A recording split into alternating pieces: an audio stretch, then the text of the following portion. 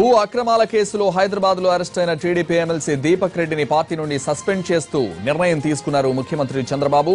అలాగే గంటా అయ్యన్న పాత్రుడి వివాదంపై త్రిసభ్య కమిటీ ఏర్పాటు చేయాలని ఈ రోజు జరిగిన టీడీపీ సమన్వయ కమిటీ భేటీలో నిర్ణయించారు. నేతల ఆరోపణలు ప్రత్యారోపణలపై సమన్వయ కమిటీలో చర్చించారు. మంత్రులైనా ఎమ్మెల్యేలైనా పార్టీ నిబంధనలు అతిక్రమిస్తే కఠిన చర్యలు తప్పవని ఇటీవల మహానాడులో హెచ్చరించారు చంద్రబాబు. అయినప్పటికీ మంత్రుల మధ్య ఉన్న అంతర్గత విభేదాలు బయటపడడంపై అధిష్టానం సీరియస్ గా తీసుకుంది.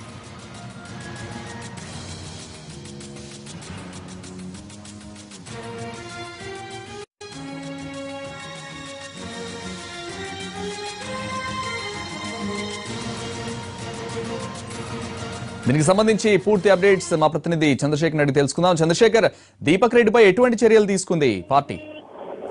దీపక్ రెడ్డి వివాదానికి సంబంధించి అంటే మియాపూర్ భూముల కేసులో కానీ హైదరాబాద్ కి సంబంధించిన భూముల కేసుల్లో తెలంగాణలో ఏదైతే గత కొంతకాలంగా వివాదం నడుస్తోందో ఆయన ఆండల్కి దీపక్ రెడ్డి ఎమ్మెల్సీ అరెస్ట్ కూడా కావడం జరిగింది. తెలంగాణ ప్రభుత్వం తెలంగాణ పోలీసులు అరెస్ట్ చేశారు. ఈ నేపథ్యంలో వాకాటి నారాయణ రెడ్డి సిబిఐ కేసులో సోదాలు నిర్వహించిన తర్వాత ఆయన వెంటనే సస్పెండ్ చేశారు. దీపక్ రెడ్డి విషయంలో మాత్రం ఎందుకు చర్యలు తీసుకోవడం లేదన్న విమర్శ పెద్ద ఎత్తున పార్టీ మీద అలాగే ప్రతిపక్షాల నుంచి వస్తున్న క్రమంలో ఈ రోజు జరిగిన పార్టీ సమన్వయ కమిటీ భేటీలో మొత్తం ఓవరాల్ గా అటు తెలంగాణకు సంబంధించిన వ్యవహారాలు కానీ ఇటు ఏపీలో జరుగుతున్న భూ వ్యవహారాల మీద చాలా సీరియస్ గా అంటే ఇందులో తెలుగుదేశం పార్టీకి సంబంధించిన నేతల పాత్ర ప్రమేయం మీద కూడా పూర్తి స్థాయిలో చర్చ జరిగినట్లు మనకు సమాచారం ఉంటుంది. సో ఈ నేపథ్యంలో ఎటువంటి విమర్శలకు తావకుండా దీపక్ రెడ్డిని సస్పెండ్ చేయాలని చెప్పి ఈ సమావేశంలో ఒక నిర్ణయం తీసుకున్నట్టుగా తెలుస్తుంది.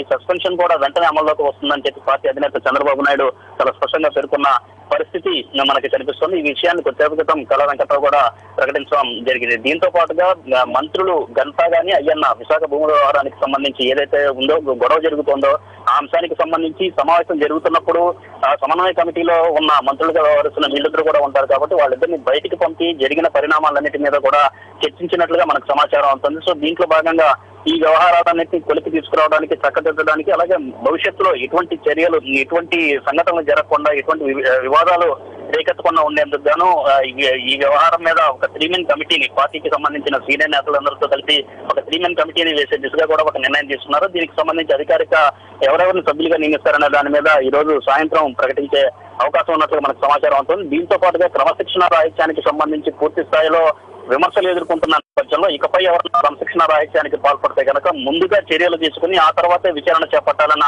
అభిప్రాయానికి కూడా సమన్వయ కమిటీ వచ్చినట్టుగా మనకు సమాచారం అవుతుంది. సో ఓవరాల్ గా చూసుకుంటా ఉంటే ఇకపై ఎటువంటి క్రమశిక్షణ రాహిత్యానికి సహించేది లేదనే విషయాన్ని చాలా స్పష్టంగా చంద్రబాబు నాయుడు ఈ సమావేశంలో చెప్పడం కాకుండా దాన్ని పూర్తి స్థాయిలో అమలు చేస్తాం, ఖచ్చితంగా కఠిన చర్యలు ఉంటాయన్న విషయాన్ని చాలా స్పష్టంగా చెప్పినట్లుగా మనకి పార్టీ వర్గాల ద్వారా అందుతున్న సమాచారం మేరకు తెలుస్తోంది సంతోష్.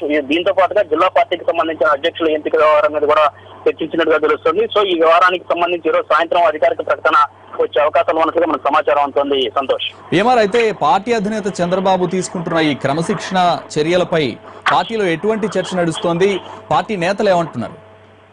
ఖచ్చితంగా అంటే కొంతమంది పార్టీ నేతలు అయితే ఇప్పటికే చంద్రబాబు నాయుడు ఇటువంటి క్రమశిక్షణ రాహిత్యానికి సంబంధించిన ఎవరైతే క్రమశిక్షణ రాహిత్యానికి పాల్పడతారో వాళ్ళ మీద చర్యలు తీసుకోకుండా ఇప్పటికే జాప్యం అయిపోయింది. పెద్ద ఎత్తున విమర్శలు అంటే తెలుగుదేశం పార్టీ అంటేనే క్రమశిక్షణ అంటేనే తెలుగుదేశం పార్టీ అన్న వ్యవహారంలోగా గతంలో ఉండేది తెలుగుదేశం పార్టీ విషయానికి వచ్చేసరికి. కానీ ఇప్పుడు ఆ బ్యాలెన్స్ అనేది పూర్తి స్థాయిలో తప్పింది. పాత కొత్త నేతల మధ్య పూర్తిగా విభేదాలు ఏర్పడిన క్రమంలో మళ్లీ పూర్తి స్థాయిలో పార్టీని బలోపేతం చేయాలన్నా ఒక గాడిలో పెట్టాలంటే ఖచ్చితంగా క్రమశిక్షణ అవసరం అన్న అభిప్రాయం తెలుగుదేశం పార్టీలకు సంబంధించిన చాలా మంది సీనియర్లు వ్యక్తం చేస్తున్న పరిస్థితి. అయితే పూర్తి స్థాయిలో చంద్రబాబు క్రమశిక్షణ చర్యలు చేపట్టడం లేదన్న భావన పార్టీ కేడర్లో కానీ అలాగే పార్టీకి సంబంధించిన సీనియర్ నేతలు ఎవరైతే ఉన్నారో వాళ్ళందరూ కూడా ఇదే రకమైన అభిప్రాయంతో ఉన్న పరిస్థితి కనిపిస్తుంది. కాబట్టి ఈ నేపథ్యంలో చంద్రబాబు నాయుడు కొంత క్రమశిక్షణ చర్యల విషయంలో కొంత దూకుడుగా వ్యవహరించినా కానీ క్రమశిక్షణ చర్యలు తీసుకుంటే పెద్దగా తప్పుపట్టే అవకాశం అయితే ఉండదు. పైగా ఇటువంటి చర్యలు పార్టీని మళ్ళీ గాడిలోకి తడతాయి. ఎన్నికల ముందు ఈ తరహా ప్రక్షాళన కార్యక్రమం కానీ క్రమశిక్షణ వ్యవహారంలో నేతలెవరు కట్టుతప్పకుండా ఉండే చూసుకునే దిశగా చర్యలు తీసుకుంటే పార్టీ కొంత గాడిలో పడుతున్న అభిప్రాయం అయితే పార్టీ వర్గాల నుంచి వ్యక్తమవుతోంది సంతోష్. Thank you PMR.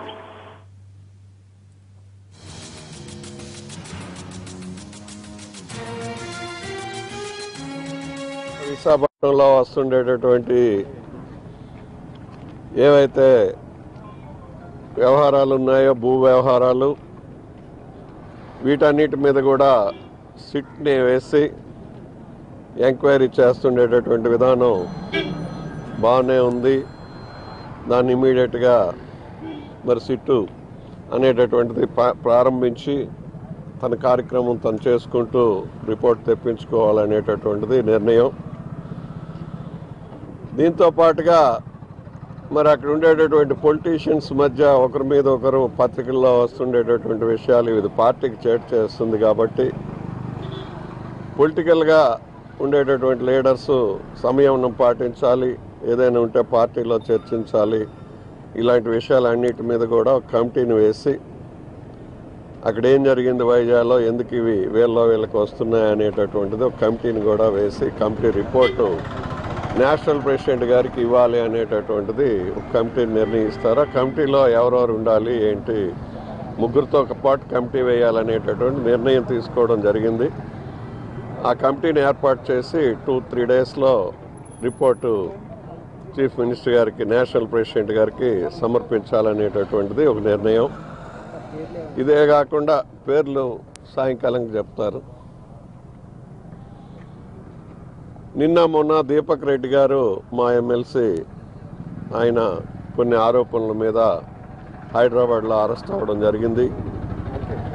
మరి ఆయన్ని కూడా నిజాలు బయటకు వచ్చేంత వరకు కూడా పార్టీ నుంచి సస్పెండ్ చేయాలనేటటువంటిది నిర్ణయం కూడా ఈ మీటింగ్లో తీసుకోవడం జరిగింది. అందువల్ల దీపక్ రెడ్డిని సస్పెండ్ చేయమని ఇన్స్ట్రక్షన్స్ కూడా ఈ రోజున పార్టీ ఆఫీస్కి వెళ్తున్నాయి.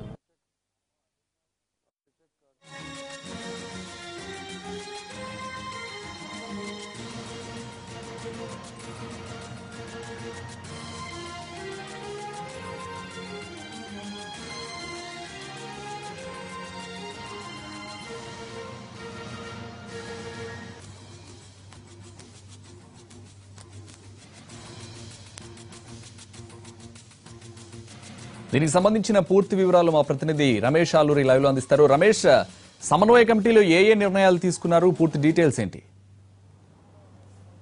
సమన్వయ కమిటీ సమావేశం ముగిసింది. కొద్దిసేపటి క్రితమే ముగిసిన సమన్వయ కమిటీ సమావేశంలో రాజకీయపరమైనటువంటి అంశాలపై లోతుగా చర్చ జరిగింది. కొద్ది రోజులుగా ఆ మీడియాలో వస్తున్నటువంటి వార్తలు, ఆ పార్టీని, ప్రభుత్వాన్ని ఇరుకున పడేటట్టుగా మంత్రులు చేస్తున్నటువంటి వ్యాఖ్యలపై సమన్వయ కమిటీ సమావేశంలో సుదీర్ఘంగా చర్చించారు. ముఖ్యంగా విశాఖ భూ కుంభకోణ పరిమాణాలపై ఏదైతే ఇరువురు మంత్రులు కూడా కామెంట్స్ చేస్తూ ఉన్నారో, రోడ్డుకి ఎక్కుతూ ఉన్నారో, దీనిపై సమీక్షలో సుదీర్ఘంగా ఈ సమన్వయ కమిటీ భేటీలో సుదీర్ఘంగా చర్చించినట్టుగా తెలుస్తూ ఉంది. గంటా అయ్యన్న పరస్పరం ఆరోపణలు చేసుకోవడం, ముఖ్యమంత్రికి లేఖ రాయడం, మీడియా వేదికగా వాళ్ళు వ్యాఖ్యలు చేయడం అనే అంశాలపై ముఖ్యమంత్రి చాలా సీరియస్ అయినట్లుగా మనకు తెలుస్తూ ఉంది. మొత్తం సమన్వయ కమిటీ సమావేశం నుంచి వారిద్దరిని కొద్దిసేపు బయటికి పంపి, అంటే ఇద్దరు ఎవరైతే ఒకరిపై ఒకరు వ్యాఖ్యలు చేసుకుంటున్నారో ఆ మంత్రులిద్దరినీ కూడా సమావేశం నుంచి బయటకు పంపి ఈ అంశంపై దాదాపు గంట పాటు ముఖ్యమంత్రి చర్చించినట్లుగా తెలుస్తోంది. ఇప్పటికే సిట్ ఏర్పాటు చేశారు. ప్రభుత్వ పరంగా జరిగినటువంటి అక్రమాలపై నిగ్గు తేల్చేందుకు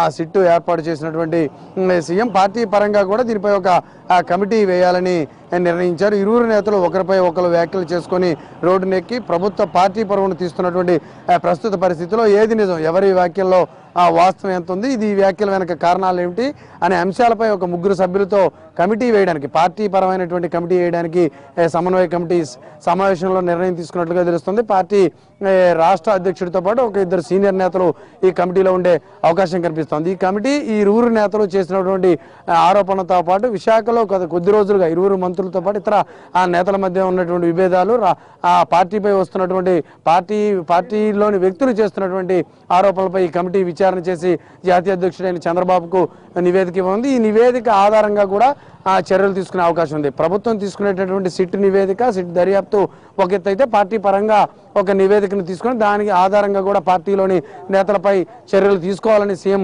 కృత నిశ్చయంతో ఉన్నట్టుగా తెలుస్తోంది. ఈ రోజు జరిగినటువంటి భేటీలో సీఎం ఈ అంశంపై సుదీర్ఘంగా చర్చించడంతో పాటు మరింత కఠినంగా వ్యవహరించాల్సినటువంటి అవసరం ఉంది అనే అభిప్రాయాన్ని కూడా ముఖ్యమంత్రి వ్యక్తం చేసినట్టుగా తెలుస్తోంది. మరోవైపు ఎమ్మెల్సీ దీపక్ రెడ్డి ఏదైతే కేసులో ఇరుక్కున్నారో సిబిఐ కేసులో ఇరుక్కుని అరెస్ట్ అవడం జరిగిందో ఆయనపై కూడా చర్యలు తీసుకున్నారు. ఇప్పటికే ఆయన పైన కొంత సమాచారాన్ని, ఆ కేసుకు సంబంధించినటువంటి సమాచారాన్ని తెప్పించుకున్న ముఖ్యమంత్రి ఈరోజు సమన్వయ కమిటీ భేటీలో దానిపై నిర్ణయం చేశారు. దీపక్ రెడ్డిని పార్టీ నుండి సస్పెండ్ చేస్తున్నట్టు కూడా ఆ సమన్వయ కమిటీ సమావేశంలో ముఖ్యమంత్రి ప్రకటించినట్లుగా మనకు తెలుస్తుంది. ఈ రెండు అంశాలతో పాటు ఇకపై పార్టీ పరమైనటువంటి వ్యవహారాల్లో ఎవరు బహిరంగంగా వ్యాఖ్యలు చేసినా ముందుగా సస్పెన్షన్ వేటు వేసిన తర్వాత, అంటే పార్టీ నుండి సస్పెండ్ చేసిన తర్వాతనే వారిపై విచారణ కొనసాగుతుంది.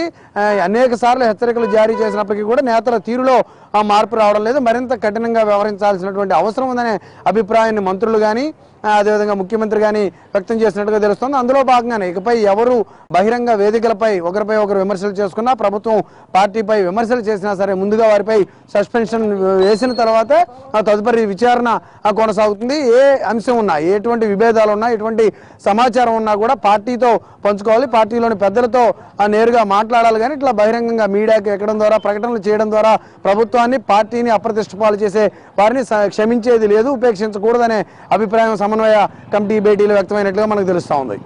Thank you Ramesh.